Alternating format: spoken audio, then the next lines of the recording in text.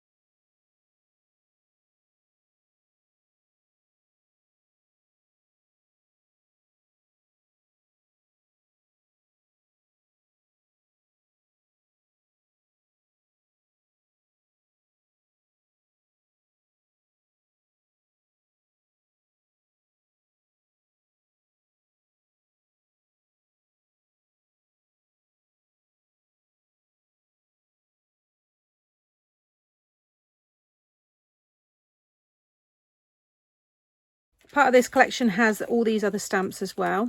So you've got Adventure Awaits, Love Grows, Cake and Cocktails, which I did a pinata little pop-up tent card with that one.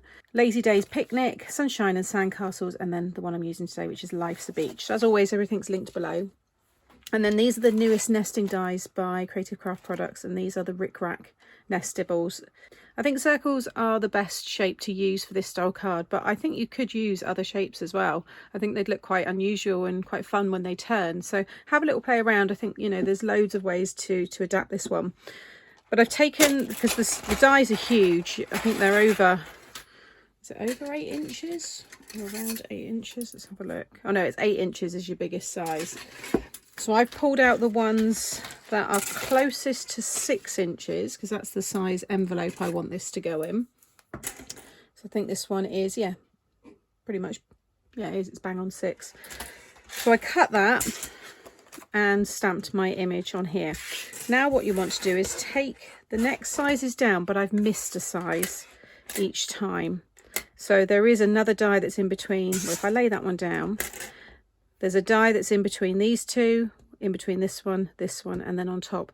I've taken them out. So just taken one out and then keep that one, take one out, keep one. You can just do every single size if you want. That would make it quite complicated. I think if you've got a busy design, it could be a little bit frustrating, but then that could also be quite fun. So I'm keeping this quite simple. I've just got the 4 layers there in total. So the 3 for me in the middle here, I want to now lay over my image here. I want to get them equally spaced, like so, and then I'm going to use my tape, get the outer one in place, and then because I've already got my image all coloured there, I'm just going to take some of the stickiness off. Even though this is a low tack tape, it still might lift off some of the colour. So again, just making sure they're as equal as I can get them, and then tape those all together. You don't want any of this shifting as you pass it through. Okay, so now I'm going to run that through my die machine, like so. So now we've got, in my case, 4 pieces, but you might have different ones. You then want to die cut all of your circle dies using cardstock. It's up to you what colour you want to use. I'm going to stick with white. So I'm going to cut each of these separately now. So you want 4 circles. Okay, so I've got all of my circles here and then these frame pieces. You want to stick now each frame back down on top of the full circle or shape, whatever shape it is. So that one's going to stick on there. This one's going to stick on here. And then I'm going to leave that one for a minute because I'm thinking I might hide my brad, the top of the brad, actually underneath in between those two. So I'm going to leave that for a minute. So I'm going to get these ones stuck down.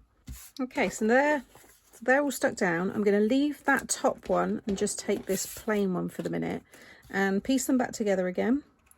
So this is when I have to solve my own puzzle now, like so. And then I'm not too worried about that one. Just pop that in like there. And now you want to just mark the center. If you want to get all mathematical and measure it and get it exact, then you can, but I'm just going to eyeball that it's about there. Looks about right to me. And I'm going to use my hole punch here. I've got quite a few different tools for this. This circle punch is really good. It allows you to punch a hole anywhere on your surface. Otherwise, if you've got things like the Big Bite or the Crocodile, there's other punches as well, but you want something that's going to allow you to get into, well, this is going to be about 3 inches, you know, deep into the card. So yeah, if you've got something like this, brilliant. Otherwise, these kind of things, you've got all this space here, so you can, you know, get right into the middle. I'm going to punch a, what size brads are these? These are the 8mm, so I'm going to use the larger hole there to punch. So just keep that all together and punch right through like so. Okay, so then take a brad. I'm just going to use a green one because that does match, but like I said, I don't think I'm going to have mine visible. Now I've also just punched myself this circle here. This is a 2-inch diameter, because I'm thinking with my turn and reveal die set that I've got, having this on the bottom will allow you to attach it to a card front and it still will move. So this is optional. You might want that to be the card and just put another full circle behind, so you've got somewhere to write your message, or make a shaped card using the original dies. But I'm going to have it on this 6x6 card blank. So I'm just going to mark the middle of this one and just punch a hole like so. So that is going to go underneath. I'm going to pop the brad through these two and that one, and then just open it up. Okay, so you can see now how that all moves around. So I think what I'm going to do is add a little foam onto the top of this one here. Just make sure it's the same kind of height as the brad there. And then I'm going to line that up with this one here, like so. There we go. So they all still move, but they don't, but we don't have that brad visible. And now on the back here, I'm going to add some more foam and put it right over the brad there as well. And I'm going to take my card blank and just line this up in the middle, like so. And then I was just looking at I think this card needs an instruction with it. So I've got my Push Me Pull You action stamp set, and I've just got the Spin Me there. I just stamped the turn around, and that one was nice, but I think the Spin Me is quite fun. So I'm just gonna, so I've got it on an angle, but I thought I could have maybe up there, or down there, maybe down here, and I might have an arrow up there because the sentiment's near there. So I'm always a bit funny having too much writing too close. So I'm going to have Spin Me down here. That looks good. And then you've got the stamps, different, you know, the arrows here. So I'm going to take one of those, again, ink that up, put that on there. There we go. So that's how it will look when they take it out of the envelope, and they will think, what on earth is this? But hopefully with the little instruction there, Spin Me, they will know that they've got to work out the image. So obviously it's easy for me because I know that it's kind of that way.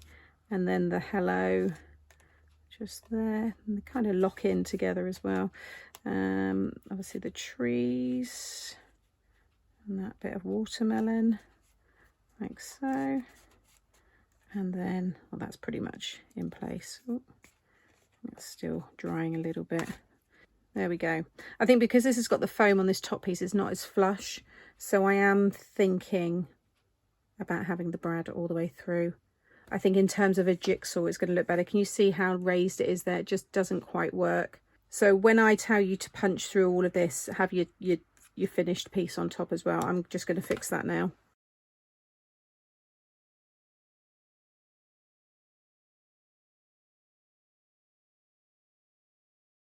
Okay, so I left that all in just in case you do the same as me. You can see how I just changed that. But you want to jumble it all up. That's how you will then pop it in the envelope. And then when they receive it, they think, what on earth is this?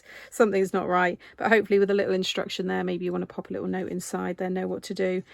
Obviously, it's very easy for me because I know that that goes there. And that one... I like that this kind of locks in with the pattern. Like I said, if you use just a simple circle, a smooth circle, it's just going to glide around. But I quite like this one having to, you know, really lock in like a jigsaw. There we go. And then they have their completed image. I think it's really, really fun. My nephew will absolutely love this kind of card. He's really into his puzzles and things like that. But I think it's really cute. And then you've got that lovely card and all your space inside to write your message. So I hope you've enjoyed this fun kinetic style card from me today, and it just gives you some inspiration to raid and see what you have in your own stash to create something similar. As always, you will find all of the products that I've used listed in the description box below the video. I'll have some more fun kind of DIY kinetic cards coming up now. You might want to watch those next. And if you've enjoyed today, please give me a thumbs up, and if you're not subscribed, consider subscribing, and that way you won't miss out on any future videos. See you all again soon. Bye.